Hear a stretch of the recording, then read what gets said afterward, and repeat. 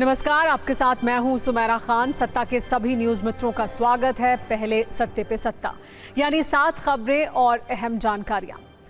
आज पहले आपको वो नारे सुनवाएंगे जिनसे शहबाज और मुनीर की सत्ता हिल रही है। पाकिस्तान में हकीकी आजादी की जंग शुरू होने वाली है। इमरान के समर्थकों की तैयारी इतनी बड़ी है जिससे मुनीर आर्मी को शौक लगा है। पहली वीडियो कुंजी इसी पर खोलेंगे। फिर आपको कट्टरता के पाताल लोक में जा रहे बांग्लादेश के एक नेता से मिलवाएंगे जो भारत से 7 सिस्टर्स को तोड़ने का ख्वाब देख रहा है। ये वो एहसान फरामोश बांग्लादेश है जो 16 दिसंबर यानी आज की तारीख तक भूल गया है। इसीलिए हमने यूनुस की सत्ता और उनके कट्टर लाडलों के लिए एहसानों का एक एल्बम बनाया है। इसके बाद संसद वाला सियासी कलेश दिखाएंगे जो मनरेगा पर हुआ, जिसे बदलने के लिए आज लोकसभा में विकसित भारत गारंटी फॉर रोजगार और आजीविका मिशन ग्रामीण बिल पेश किया गया। इस पर प्रियंका ने क्या कटाक्ष किया और किसने कहा राम का नाम बदनाम न करो, देखिएगा। एक बड़ी खबर बंगाल से, जहां मेसी इवेंट में मिसमैनेजमेंट खेल मंत्री अरुण विश्वास पर भारी पड़ गया। स्टेडियम में तोड़फोड़ और बवाल की वजह से खेल मंत्री ने इस्तीफा दे दिया है। इसे मुख्यमंत्री ममता बनर्जी ने मंजूर भी कर लिया है। पूरी अव्यवस्था की जांच के लिए एसआईटी बनाई गई है। दिल्ली में एक सवाल भी ट्रेंड कर रहा है, क्या माफी मांगने से प्रदूषण कम होगा? पर्यावरण मंत्री मनजिंदर सिरसा ने दिल्ली में प्रदूषण पर जनता से माफी मांगी है। उन्होंने कहा 8-9 महीनों में AQI कम करना संभव है। इस बीच दिल्ली में BS6 से नीचे की गाड़ियों की एंट्री 18 दिसंबर से बैन हो गई है। सोनिया और राहुल गांधी के लिए एक राहत भरी खबर भी है। दिल्ली की कोर्ट ने नेशनल हेराल्ड केस में ईडी की चार्जशीट पर संज्ञान लेने से इनकार कर दिया है। प्रवर्तन निदेशालय ने कहा है कि वो इस आदेश के खिलाफ हाई कोर्ट में अपील दायर करेगी। और जॉर्डन से एक दिलचस्प वीडियो भी सामने आया है जिसे आप अंतर्राष्ट्रीय कूटनीतिक सत्ता की कार डिप्लोमेसी भी कह सकते हैं। जॉर्डन में पीएम मोदी को खास सम्मान दिया गया। क्राउन प्रिंस खुद गाड़ी चलाकर उन्हें जॉर्डन के म्यूजियम तक ले गए। वैसे अब पीएम मोदी जॉर्डन से इथियोपिया पहुंच चुके हैं। सत्ता की शुरुआत करते हैं पाकिस्तान में चल रहे सत्ता विरोधी संघर्ष से, जिसका हर बदलते दिन के साथ विस्तार हो रहा है। पाकिस्तान के प्रधानमंत्री शहबाज, मुनीर और सेना प्रमुख आसिम मुनीर के लिए ये किसी बुरे सपने या सदमे से कम नहीं है, क्योंकि ये लड़ाई अब हकीकी आज़ादी तक पहुंच चुकी है। ये पाकिस्तान का इमरान एपिसोड है, जिसके नए सीक्वल में हकीकी आज़ादी वाला ऐलान है। ये ऐलान इमरान खान के समर्थकों ने किया है। ये ऐलान इमरान खान की पार्टी से जुड़े नेताओं ने किया है।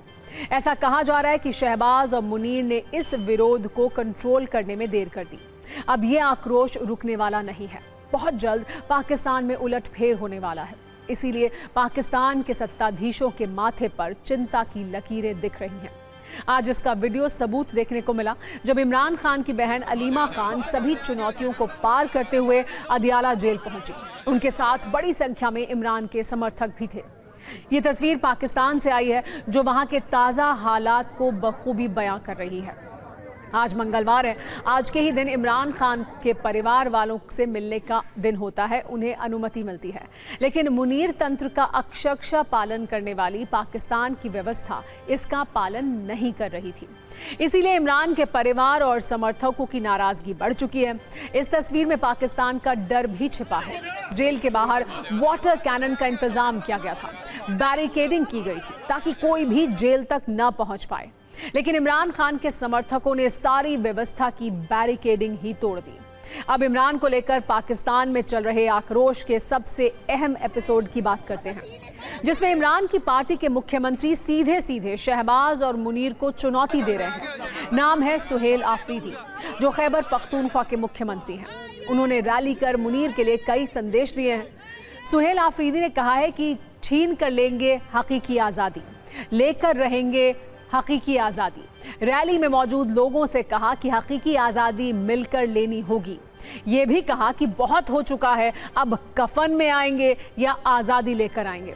उन्होंने जेल से इमरान के ऐलान का भी जिक्र किया। उन्होंने कहा कि इमरान खान ने कहा था कि आज़ादी दो या मौत दो। ये शब्द पाकिस्तान का संविधान बदलकर संपूर्ण सत्ता हासिल करने वाले मुनीर को सदमा देने वाले हैं, क्योंकि पाकिस्तान के आवाम इमरान खान के साथ है। पाकिस्तान के आवाम में वहां की सत्ता के खिलाफ जबरदस्त आक्रोश है। यहाँ पर एक शब्द का जिक्र बार बार हो रहा है, वो है हकीकी आज़ादी।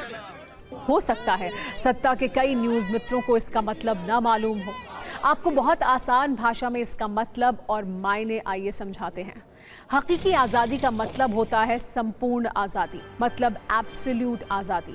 सोचिए, मुनीर को संपूर्ण सत्ता चाहिए, और न सिर्फ संपूर्ण आज़ादी बल्कि सच्ची आज़ादी, हकीकत पर आधारित आज़ादी।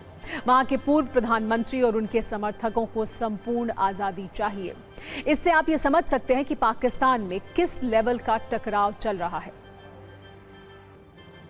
इमरान समर्थकों की इच्छाओं को कुचलने के लिए पाकिस्तान पूरी शक्ति लगा चुका है। पाकिस्तान की सत्ता, पुलिस, पूरी सेना, जेल प्रशासन सब मिलकर इमरान विरोधी प्लान बना रहे हैं। कभी इमरान खान को मानसिक रूप से बीमार बताया जाता है, कभी इमरान खान को काल कोठरी में भेजने की बात कही जाती है। लेकिन सच्चाई यही है कि इमरान खान के साथ पाकिस्तान की अच्छी खासी जनता है। इमरान खान का परिवार और समर्थक आखिरी दम तक लड़ने की शक्ति रखते हैं, जो उनके बयानों और निर्णय में देखने को मिल भी रहा है। आज इमरान खान की बहन ने भी ये संदेश दिया कि वो लोग पीछे हटने वालों में से नहीं हैं। पाकिस्तान की सिर्फ अंदरूनी धुलाई नहीं हो रही है, बल्कि अंतर्राष्ट्रीय मंच पर भी कूटनीतिक धुलाई हो रही है।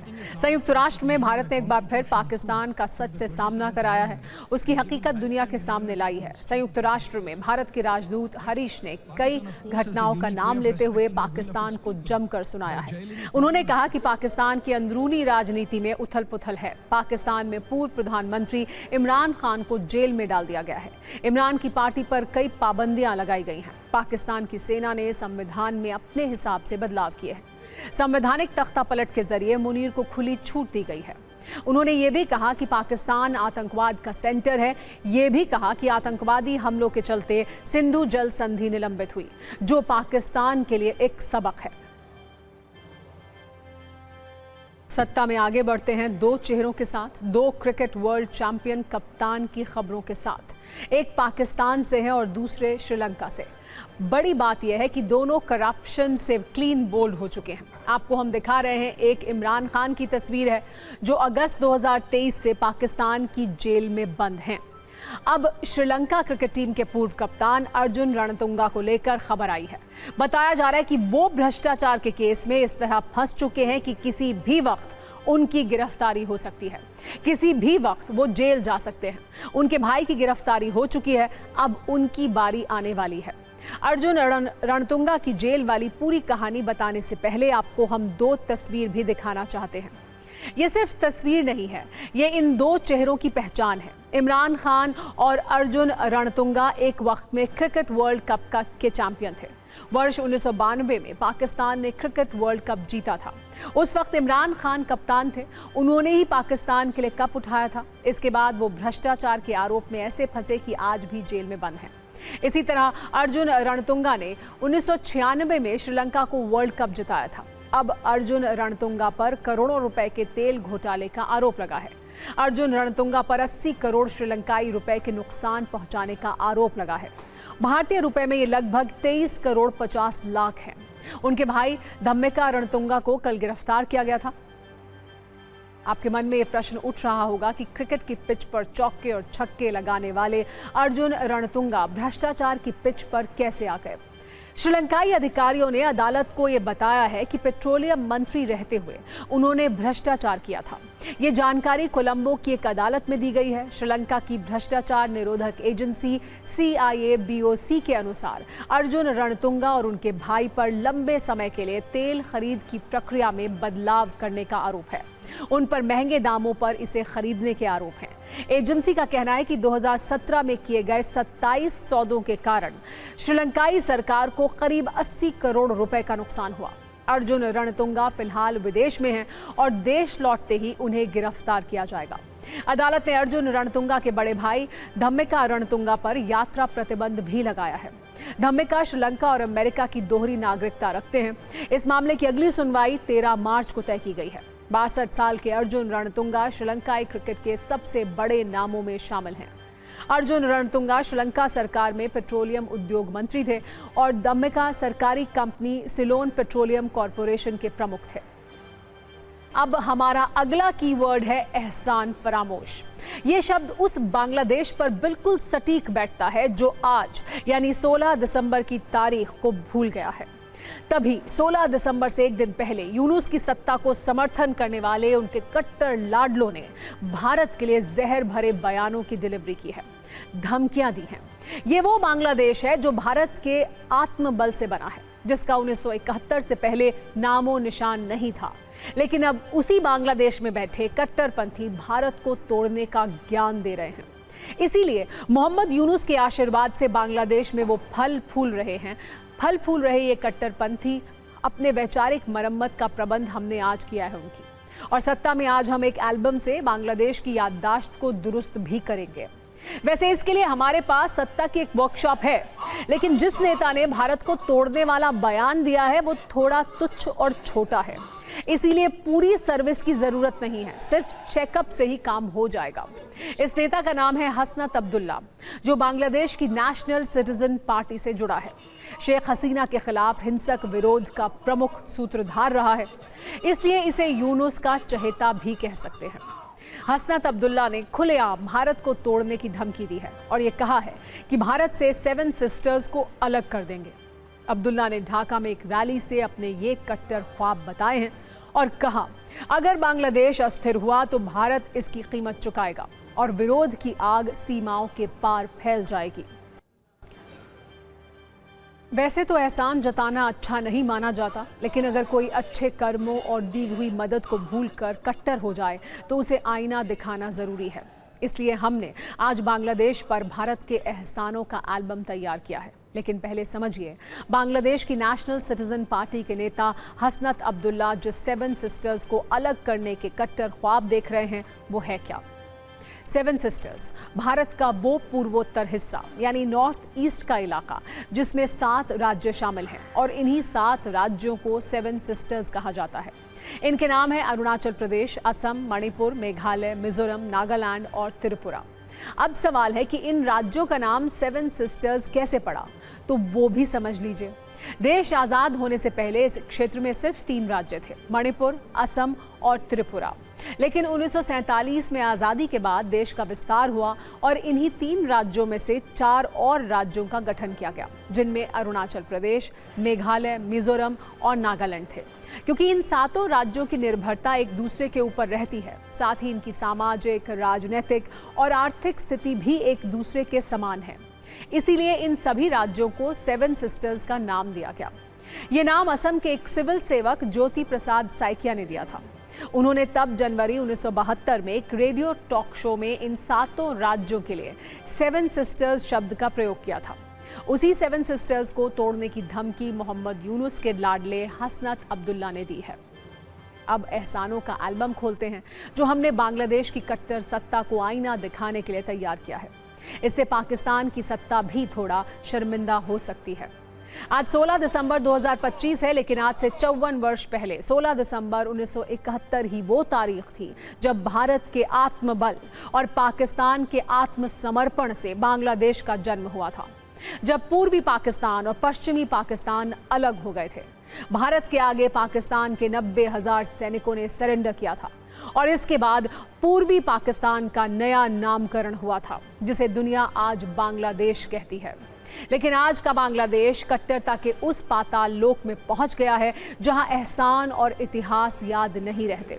वैसे तो भारत ने 1971 में बांग्लादेश को आज़ादी से लेकर उसे अपने पैरों पर खड़ा करने तक कई ऐसे काम किए हैं जो कूटनीतिक और आर्थिक एहसान की श्रेणी में आ सकते हैं। फिर चाहे वो 1971 के मुक्ति संग्राम में सैन्य सहायता हो, 1 करोड़ बांग्लादेशी शरणार्थियों को सहारा हो, अलग अलग परियोजनाओं के लिए $7 अरब की आर्थिक मदद हो, सेना को हथियार और प्रशिक्षण देने की बात हो, या कोरोना संकट से तूफान और आपदाओं में मदद। ये लिस्ट इतनी लंबी है कि गिनाते गिनाते सत्ता के एपिसोड कम पड़ जाएंगे। सच यही है कि बांग्लादेश पर भारत के एहसानों का एल्बम बहुत बड़ा और भारी है, लेकिन बांग्लादेश की मौजूदा सत्ता ने कट्टरपंथियों के सामने सजदा कर दिया है, इसीलिए वो सब भूल गई है। बांग्लादेश में थोड़ा लास्ट 1 सालों से यह सरसा बार बार हो रहा है कि नॉर्थ ईस्ट को भारत से अलग करके बांग्लादेश का साथ शामिल करने का बात बार बार आ रहा है। लेकिन भारत आप जानते हैं भारत एक बहुत बड़ा देश है, न्यूक्लियर नेशन है, 4th largest economy in the world. So Bharat को बांग्लादेश कैसे ये कर पाएगा, ये तो सोचना भी गलत है। लेकिन बांग्लादेश का लोगों का सोच खराब है, हम लोग उनको बहुत ज़्यादा मदद करना नहीं चाहिए और ये लोगों को भी ये सिखा देना चाहिए कि भारत का ऊपर ऐसा सब व्यवहार करने से हम लोग चुप नहीं रहेंगे। सत्ता की अगली खबर राजनीतिक सत्ता से जुड़ी है, जिसमें आज संसद में महात्मा गांधी और जी राम जी पर बड़ी तीखी बहस हुई। केंद्र सरकार ने आज लोकसभा में एक बिल पेश किया। इसका नाम है विकसित भारत गारंटी फॉर रोजगार एंड आजीविका मिशन बिल ग्रामीण 2025। इस नाम को जब शॉर्ट फॉर्म में बोला जाता है तो उसे जी राम जी पुकारा जाता है। देश में पहले से ग्रामीण मजदूरों के लिए मनरेगा योजना चल रही थी। सरकार ने उसी जगह पर जी राम जी योजना शुरू करने के लिए ये बिल पेश किया। इस बिल के पास होने के बाद मनरेगा योजना का दी एंड हो जाएगा, यानी वो खत्म हो जाएगी। आज कृषि मंत्री शिवराज सिंह चौहान ने जैसे जी राम जी बिल पेश किया, विपक्ष गुस्से से लाल हो गया। सदन के अंदर हंगामा हुआ। विपक्ष ने महात्मा गांधी के अपमान का आरोप लगाया। कांग्रेस सांसद प्रियंका गांधी तो काफी गुस्से में दिखी। उन्होंने कहा कि सरकार को नाम बदलने की सनक है। महात्मा गांधी मेरे परिवार के नहीं, मेरे परिवार जैसे ही हैं। जबकि कांग्रेस सांसद शशि थरूर ने कहा कि महात्मा गांधी का नाम बदलना सही नहीं है, राम का नाम बदनाम न करो। कृषि मंत्री शिवराज सिंह चौहान का कहना था कि कांग्रेस की सरकार ने भी जवाहर रोजगार योजना का नाम बदला था, तो क्या ये पंडित जवाहरलाल नेहरू का अपमान था? सरकार के इन तर्कों से विपक्ष संतुष्ट नहीं हुआ। वो चाहता था कि सरकार इसे स्थायी कमेटी को भेजे, लेकिन सरकार की तरफ से जब कोई आश्वासन नहीं मिला तो उनका गुस्सा 7वें आसमान पर पहुंच गया। प्रियंका गांधी की अगुवाई में कुछ सांसदों ने प्रदर्शन शुरू किया तो कांग्रेस के कुछ सांसद पुरानी संसद की छत पर पहुंच गए और वहां से उन्होंने प्रदर्शन की शुरुआत की। एक बार आप संसद के अंदर क्या हुआ वो देखिए, फिर आपको इस बिल पर एक विस्तृत कुंजी भी दिखाएंगे, जिससे आप मनरेगा और जी राम जी का अंतर समझ पाएंगे। मैं प्रस्ताव करता हूं जी राम जी विकसित भारत जी राम जी बिल 2025 को सभा में पूरा स्थापित करने की अनुमति दी जाए। मैं नियम 72(1) के तहत इस विधेयक को पुनर्स्थापित करने पर अपनी सख्त आपत्ति दर्ज करना चाहती हूँ।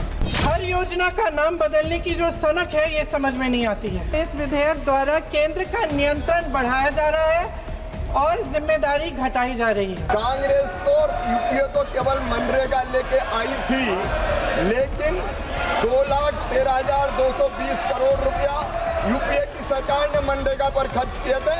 हमने 8,53,810 करोड़ रुपया गरीबों के कल्याण के लिए खर्च किए और इस योजना को और मजबूत करने की कोशिश की। और आज भी माननीय अध्यक्ष महोदय, तकलीफ क्या है?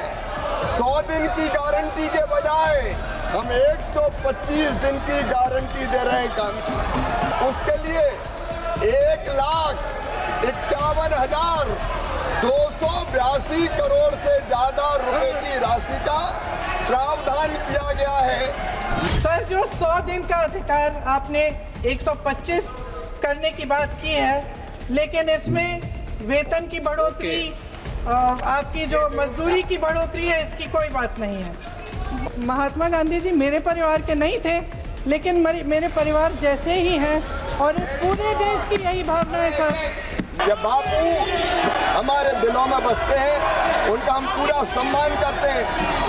और बापू ही कहते थे राम राज, बिना राम के ये देश नहीं जाना जाता।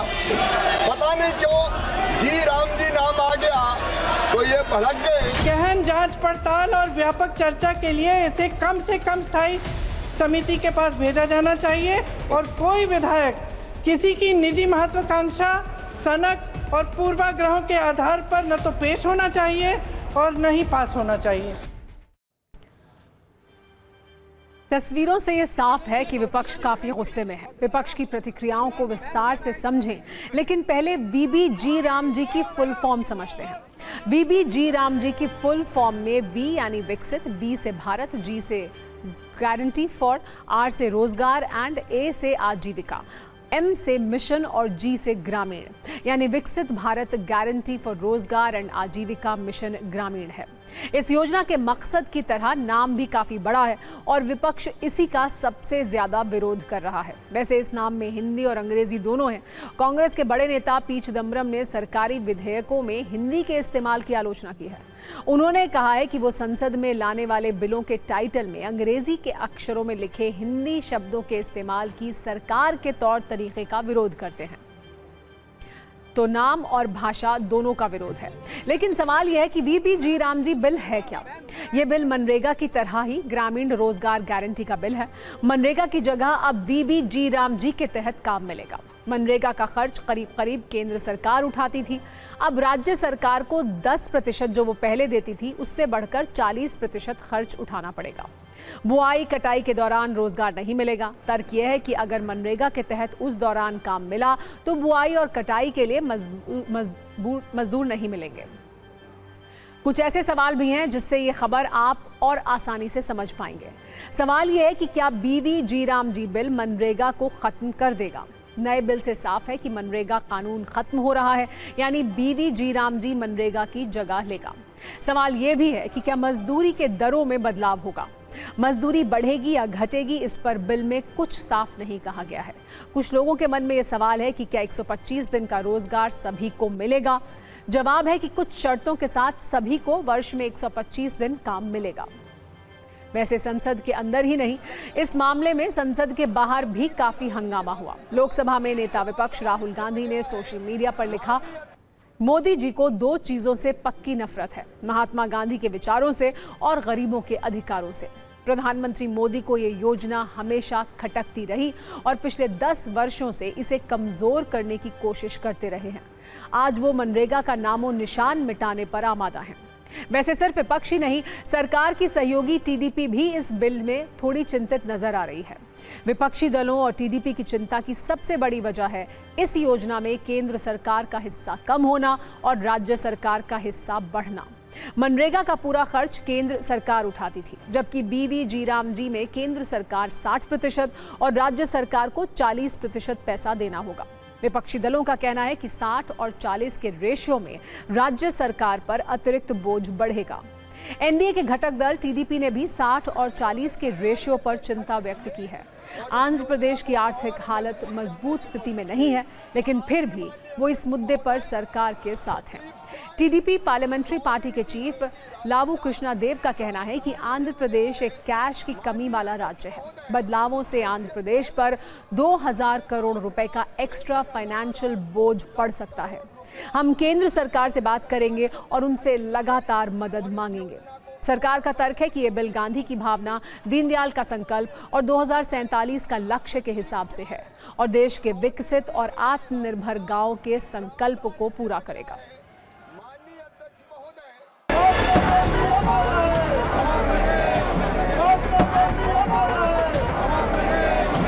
जिन्होंने प्रभु राम के भक्तों पर गोली चलाई थी वो आज राम की बात कर रहे हैं, गांधी जी की बात कर रहे हैं।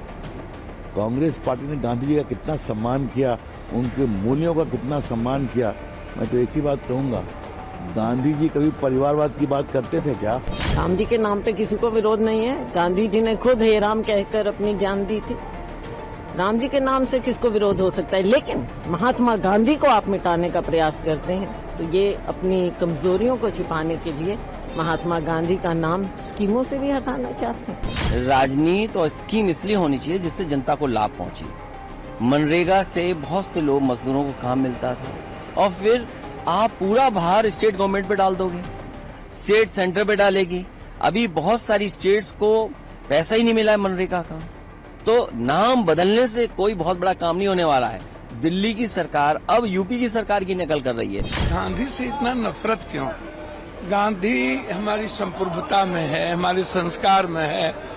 एक तो पहले आपने गांधी को मरवाया, अब आप इतना नफरत गांधी से करने लगे, इतना नफरत कि आपने गांधी जो हमारे नेशन ऑफ फादर है, आप एक इतने बड़े महान व्यक्ति के विचारों को खत्म करने की जो आपकी प्रवृत्ति है, इसका विरोध करते हैं। It's an absolute shame that Mahatma Gandhi, the father of our nation, I mean, how much lower will this government stoop?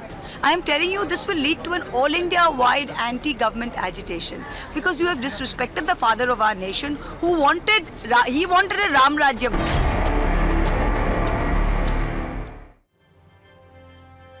सरकार का दावा है कि बीवीजी रामजी योजना के तहत 125 दिन के रोजगार की गारंटी होगी, जबकि पिछली स्कीम में 100 दिन का रोजगार दिया जाता था। लेकिन सच ये भी है कि पिछले 5 वर्षों के आंकड़ों को देखा जाए तो पूरे देश में किसी भी राज्य में औसतन 100 दिन का रोजगार नहीं दिया गया है। मनरेगा के पिछले 5 सालों के आंकड़े देखें तो कई राज्य ऐसे भी हैं जो 50 दिन भी मजदूरों को रोजगार नहीं दे पाए हैं। पिछले 5 सालों का राष्ट्रीय औसत देखा जाए तो 2020-21 में 51 दिन, 2021-22 में 50 दिन, 2022-23 में 47 दिन और 2023-24 में 52 दिन। 2024-25 में औसत 50 दिन का काम दिया गया है। गोवा ने साल 2024 में मजदूरों को औसतन केवल 24 दिन का ही रोजगार उपलब्ध कराया। मिजोरम में मजदूरों को सबसे ज्यादा 94 दिन का रोजगार उपलब्ध कराया गया। यूपी में पिछले 5 साल में 51 दिन से ज्यादा काम नहीं दिया गया। बिहार, हरियाणा, पंजाब और गुजरात में यह आंकड़ा 50 दिन से कम ही रहा है। एक सच ये भी है कि मनरेगा को बंद करने का भले ही सरकार ने अभी फैसला लिया हो, लेकिन बजट में पिछले 5 वर्षों से लगातार इसमें कमी की जा रही है। 2020-21 में इसका बजट 1,11,171 करोड़ रुपए था, जो अब घटकर 85,839 करोड़ ही रह गया है। 2025 में बंद किए जा रहे मनरेगा योजना का जन्म 2005 में हुआ था और इसका मकसद गरीब ग्रामीणों को वर्ष में कम से कम 100 दिन का रोजगार देना था। शुरुआत के वर्षों में ये योजना काफी सफल रही, लेकिन पिछले कुछ वर्षों से इसकी चमक फीकी पड़ने लगी थी, जिस पर आज सरकार ने पूरी तरह से पर्दा डाल दिया और अब नए सिरे से नई योजना बीवीजी रामजी को लॉन्च किया जा रहा है। दिल्ली एनसीआर समेत पूरे उत्तर भारत में इन दिनों AQI वाली चर्चा बड़ी आम है। खास तौर पर दिल्ली एनसीआर में खांसी युग आया हुआ है। लोग खांस कर परेशान हैं। दिल्ली में प्रदूषण की स्थिति पर आज दिल्ली के पर्यावरण मंत्री मनजिंदर सिंह सिरसा ने माफी मांग ली। उन्होंने कहा कि उन्हें कम समय मिला है और फिलहाल उन्हें और समय चाहिए। समस्या को हल करने की कोशिश जारी है। हालांकि कांग्रेस सांसद प्रियंका गांधी ने मंत्री जी की इस माफी को नाकाफी बताया। उन्होंने कहा कि इस पर संसद में चर्चा नहीं हुई, जो बहुत जरूरी थी। प्रदूषण के मुद्दे पर केंद्रीय पर्यावरण मंत्री भूपेंद्र यादव ने TV9 भारतवर्ष के कॉन्क्लेव में गंभीर चिंता जताई। उन्होंने भरोसा दिलाया कि सरकार इस चुनौती से निपटने के लिए मजबूत कदम उठा रही है। हम पूरी शिद्दत के साथ, पूरी प्रतिबद्धता के साथ इस चुनौती को कम करने के लिए लगातार कार्य कर रहे हैं। प्रधानमंत्री जी की नेतृत्व में उनके विजन के हिसाब से हमने लोकसभा में बिल पास करके CAQM अथॉरिटी बनाई और एयर मॉनिटरिंग के लिए उस अथॉरिटी को यह पावर दिया कि जिस स्थान से भी एयर शेड खराब हो रहा हो वो उसके लिए डायरेक्शन दे सके।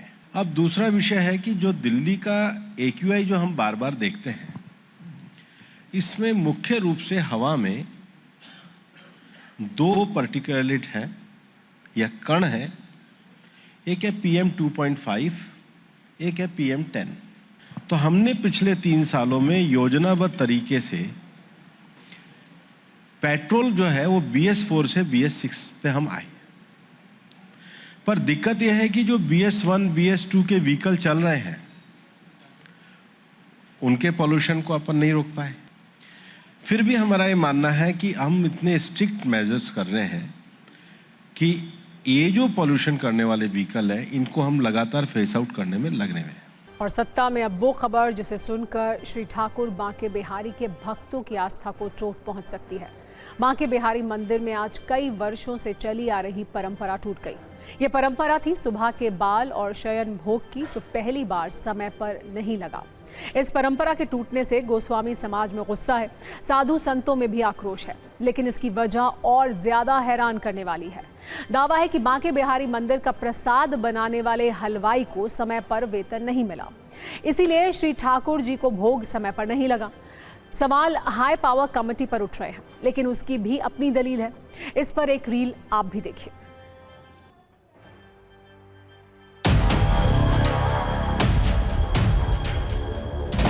मेरे संज्ञान में आया तो मैंने बात की तो पता लगा कि उसके कारीगर नहीं आए हैं। कारीगर क्यों नहीं आए हैं? उस बोला कि भाई मेरे को पेमेंट नहीं मिला है। मैंने भैया अभी 15 दिन पहले तेरे पेमेंट में डिले हो गया क्योंकि प्रोसीजर है। अब कमेटी आई है नहीं आई है, सारे काम हो रहे हैं, बैंक पे चेंज हुआ है, सब कुछ हुआ है, तो पेमेंट मिलेगा। अगर ऐसी कोई कृत्य हुआ है जिसमें कि कारीगर नहीं समय पे पहुंच पाया है तो ये बहुत निंदनीय विषय है। ठाकुर जी की सेवा में पल भर की देरी भी नहीं होनी चाहिए। और उससे दुर्भाग्य की बात यह है कि अगर ऐसा किसी ने स्टेटमेंट दिया है कि सैलरी की वजह से नहीं आ पाया, तो ये तो सोचनीय विषय है कि अब बाकी सबकी सैलरी टाइम पे है, जो बड़ी बड़ी लाखों में सैलरी जा रही है वो समय पे जा रही है, और जो ठाकुर जी की सेवा में लगे हुए हैं उनकी सैलरी अगर समय पे नहीं जा रही है तो बहुत निंदनीय विषय है। जो राजभोग का प्रसाद है, जब आरती होने वाली थी उससे थोड़ी देर पहले भोग लगा है। भोग नहीं मतलब जो भोग रखना चाहिए था वो नहीं रखा गया, पर भोग लगा है। बाल भोग भी लगा है और राजभोग भी लगा है। आज इससे करोड़ों करोड़ों लोगों की आस्था को आघात हुआ है, उस पर होना चाहिए। और हमारे एजेंडे में आज ये क्लॉज है कि सुगम पेमेंट व्यवस्था वो ऑलरेडी है।